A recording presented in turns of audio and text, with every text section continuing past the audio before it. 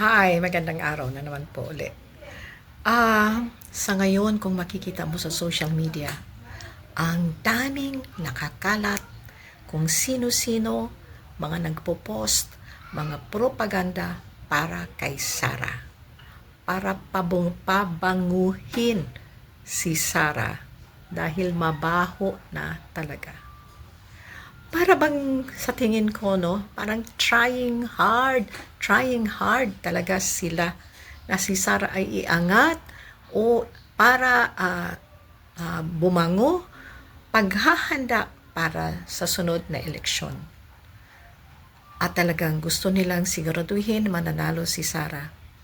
Dahil pag nanalo si Sara, balik na naman sa dati ang Pilipinas under Duterte, mga Duterte. Tapos na ang tatay, ang anak naman. Nakakakilabot. Ang tatay na lang din ang nagsabi na ang kanyang anak ay mas matindi sa kanya. Alam natin anong ginawa ni Digong sa ating bansa. Ngayon, papayag ba tayo na ang anak ang papalit? Ang daming ang issue sa kanya. Ang daming issue. Korupsyon, hindi maipaliwanag ang 125 million na ginastos niya sa loob ng 11 days. Ayaw nga humarap pag tinawag sa investigasyon.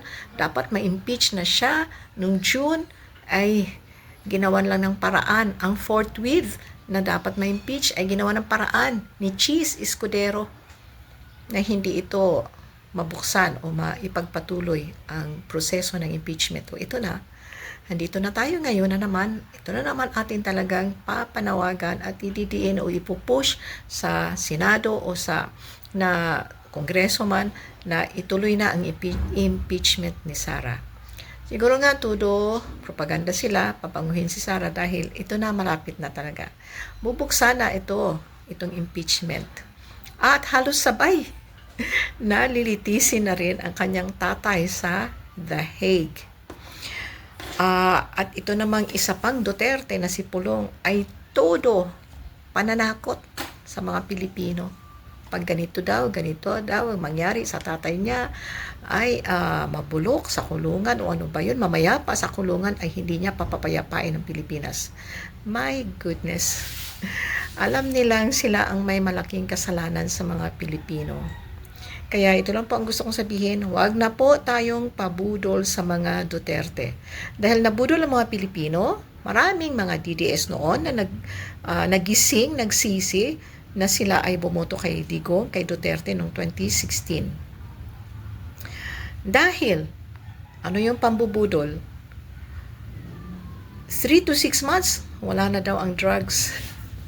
Hanggang ngayon, mamaya kukwento ko liyan nangyari, kailan lang nabasa ko sa Davao, nag-shoot out dahil sa drugs.